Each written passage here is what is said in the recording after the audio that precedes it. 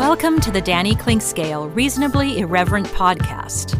Insightful and witty commentary, probing interviews, and detours from the beaten path. Welcome to Monday Musings, Danny and Friends SportsWrap. It's always presented by Advanced Sports and Family Chiropractic and Acupuncture. 8 locations all around Kansas City, including the relatively new one in Raytown. Dr. Brad Woodle and his fine staff will treat you well, make sure that you're feeling good as we head toward the fall. Beautiful weather right now. Take advantage by making sure you're in fine tune at ASFCA.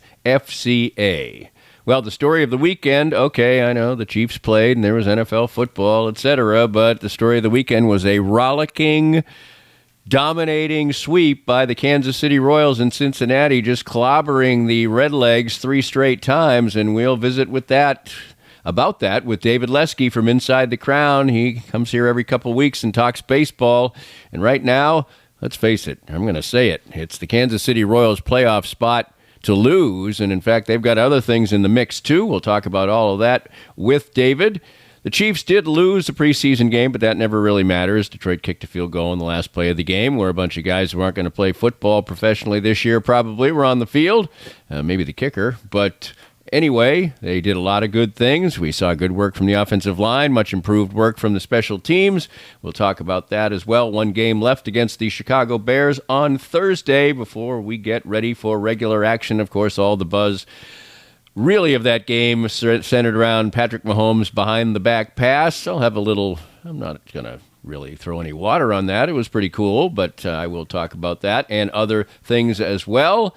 The Kansas City Current gets some silverware, some hardware, a trophy, international competition of sorts. They're playing a couple of cups. You got to differentiate themselves, do a little primer for yourself. We had playoff golf, and once again saw how hard it is to win golf tournaments. And it's a recurring theme each and every week. Things seem to be over, leaders seem to be cruising, and it doesn't turn out that way. And we are just a few days away, literally 3 days away, from real college football for the locals, kind of easing their way into the season with some easy ones. It's cool while it's sort of hot. Lots of things to talk about. It's Monday Musings, Danny and Friends Sports Wrap, presented by ASFCA. We started off with David Lesky. Next, more of Danny's Reasonably Irreverent podcast after this. It's always a pleasure to catch up with Dr. Brad Woodle from Advanced Sports and Family Chiropractic and Acupuncture. There are 8 locations all around Kansas City, including the newest one in Raytown. In Raytown, we just joined Raytown July 1st. We took over for a retiring doctor, Dr. David Frey, and we are just honored to see all of his patients and take care of the Raytown community. And communities all around Kansas City with the best of care in a wide variety of fashions. We do chiropractic using multiple techniques, acupuncture, disc decompression therapy, cold laser therapy, different physiotherapies, exercises, whatever you need for your bones, muscles, joints, and nerve pain, we can help. Find that help at Advanced Sports and Family Chiropractic and Acupuncture, 8 locations all around Kansas City. Visit ASFCA.com. Did you experience hail damage last year and never got the work done? Most insurance companies only give you a year to get the roof fixed. And if you don't get it done, you could possibly not be compensated in full for the replacement of your roof. If you've been procrastinating getting that damaged roof taken care of, give us a call at 913-257-5426, and we'll send out an expert to help you through the process. We're never pushy, we're just here to help. Easton Roofing. Integrity matters. If you'd like to join these and other fine sponsors and market your business to Kansas City's #1 variety podcast, contact us at danny@dannyclinkscale.com. Look forward to working with you. Welcome back. It's a beautiful day in Kansas City, and it'll be a beautiful evening for the Kansas City Royals to return home against a beautiful opponent in the Los Angeles Angels. And David Lesky from Inside the Crown joins us. And David, I'm going to say it now. The Royals went out and just kicked butt and took names over the weekend, and they have really gotten to the point where it's theirs to lose. This is going to be, I was doing some math here, and I'll throw that at you. I'm sure you know it, but if the Royals just split their final 38 games, they'd force the Red Sox to win 23 of 38, which is a .608 winning percentage. It's the Royals to lose, my man, isn't it? Yeah. I mean, when you're 3.5 up And the half matters because they do not have the season series against the Red Sox. Mm-hmm. When you are 3.5 up on the last playoff spot with 38 to play, yeah, I mean, you get to a point that the calendar plays as much of a role as the game's back, and we're not there yet. Obviously, I mean, it can still change in less than a week, but we're getting closer. And every week the Royals, like you said, 500 ball. Every week the Royals do enough is another week the Red Sox have more ground to make up in less time. And, you know, it's at some point it starts to get daunting and impossible for these teams. And I think like the Mariners, for example, I was concerned about the Mariners when they went out and they got Arozarena. You know, they looked like a better team, and they're going to get Julio Rodriguez back and J.P. Crawford back. I actually not sure if Crawford's come back yet, but Rodriguez has. You look at that, you go, okay, starting pitching. Their starting pitching is great. Their bullpen's solid. Their offense is going to get better. Well, they're 5.5 back now with again 38 to play, and that's not quite there yet. But they're fighting the calendar as much as they're fighting the Royals. So yeah, it's a good spot. I posed a question. This was back in like June, maybe. I asked my readers, at what point will you say, I'm going to be disappointed if the Royals don't make the playoffs? And you got to be there at this point. Yes. That's for sure.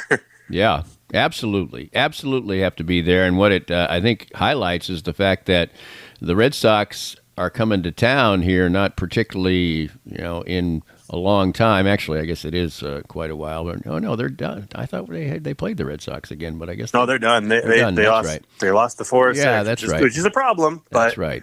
But anyway, they have some tough. They certainly have some tough games. But by the time the Angels leave town, and you'd be disappointed, very disappointed, if they didn't take more than 2 out of 3 against the Angels, then you'll be down to 35 games. The Red Sox have even less games. In fact, they probably have to play at a better percentage than I said.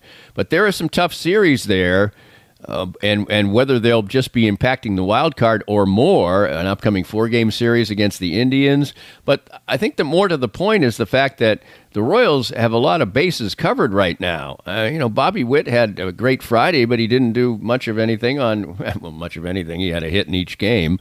But, and they still scored a bunch of runs. They've used Urseg in high leverage situations. Now they've made that an easier call in the end because they keep scoring in the 9th inning to make the bottom of the 9th irrelevant. So a lot of things are going in their way. Brady Singer hadn't been particularly good last couple starts against good competition. The Reds can hit. They may not be the greatest team in the world, and he looked great. Pasquantino has shaken off a slump, and he's hitting again. There's a lot of things going for the Royals right now.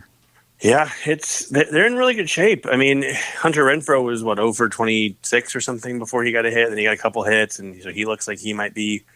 It's just 2, it's 2 or 3 hits, so we'll see. But he's kind of back on track. Melendez has looked good since mid-June. The lineup looks deeper. Now they are prone to slumps. They are prone to team-wide slumps. We saw it. I mean, think about that Texas series when they scored 2 runs in 3 games. That was rough, but. If they keep doing what they're doing, and they've scored more than 6 runs per game since the All-Star break, and a lot of that is because you mentioned the 9th inning. It's really the 7th inning on. They've just been pouring it on. They have a chance to they need Bobby Witt, but they don't. He's not the only thing that is going for them on most nights lately, and that's how you win. Yes, a superstar gets you a lot of the way, but you've got to have support, and they've got a lot of support, not only in the lineup, but the rotation's been good. I don't know if you saw this. Do you follow Lance Brosdowski on? I do not. Okay, so I follow you. I rely on you. Well, I put this out there. He's got a great Substack, and he's really good with pitching. He works for Marquee, the Cubs network, but he looks at pitchers around the league. And he's noted a few different times with the Royals pitchers that the Royals have made this change or that change. And with Michael Lorenzen, they've made some changes. They moved him a little bit on the rubber.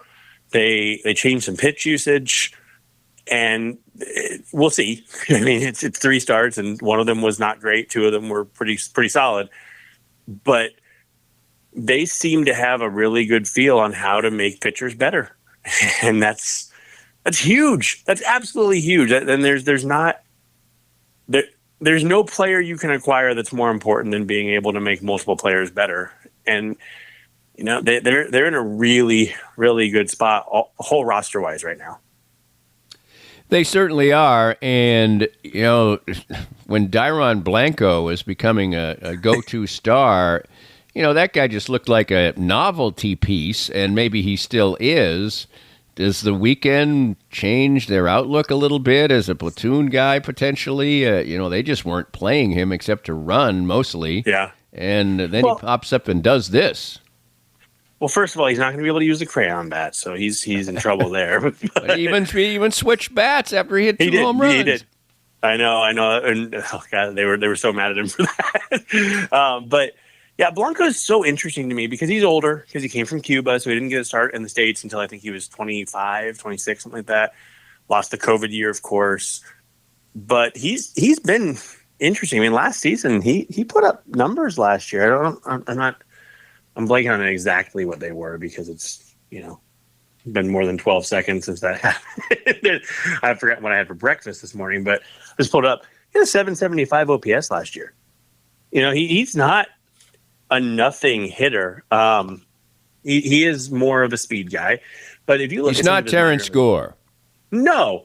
I mean, if you look at some of his numbers, Omaha and the International League in 22 were crazy hitters environment. But even then, he hit 301, 367, 486 in 414 plate appearances. The year before, between AA and AAA, he hit 277, 354, 41. It's not a nothing bat. I mean, he's a guy you can keep as a pinch runner, but you don't feel concerned if you got to play him too, which we saw over the weekend. Gosh, he could have third this weekend. But as the 13th man on the roster, maybe he shouldn't be the 13th man on the roster. Maybe he should be the 11th. Behind, I don't know, DeYoung is the 10th guy, and Blanco's the 11th. He's a very useful player who you can actually count on to not give away at bats and to actually get results. Yeah, he can steal a bag, certainly, but he should have got picked off the other day. The Royals seem to have an affinity for that. But they love it. But so the Angels series becomes very important because not only does it tick more 3 games off on the schedule, but the Royals then play 4 consecutive series against teams that are currently in first place, and 2 of those are 4-game series on the road. So this is where the Royals need to do what they've done so well this year, which is pretty much avoid the extended slump, to win the third game when they've lost the first 2, things like that. So, that's what they have to do, is not to get it, not look at those games that are, let's see, 4, 8, 11, 14 games, and not go 3-11 or something like that. That's what they have to avoid, because in those 14 games right now, it looks like even if they went 6-8, they'd be okay. Yeah, and I mean, I was doing the math too. 5-9 wouldn't be a killer. It would make things harder for sure. But you're right. One of their best traits is that they don't slump. They don't have long losing streaks. They haven't had long losing streaks, I should say. Their longest losing streak is 4 games, and for a team that routinely year after year loses a lot of games in a row, that's huge. That's a big difference. I mean, I think about they've gone to game 3 of a 3-game series, having lost the first 2 10 times this season, and they won the third game 9 times last year. Yes, that's amazing. I don't know. It's crazy. I don't know what the number was last year now, but I knew it at some point. I think it was 17 times they went into the third game, having lost the first 2, and I believe they avoided the sweep 4 times. Right. So if you add, let's say 7. Hey, the bad number there is that 17 times they'd lost the first 2 games of the series. They lost 106 games. There are a lot of bad numbers last year. Right, exactly. But with this team, if they were playing at that level, and let's say it was still 10 and not 15 or whatever the prorated number would be, that's 6 more losses probably.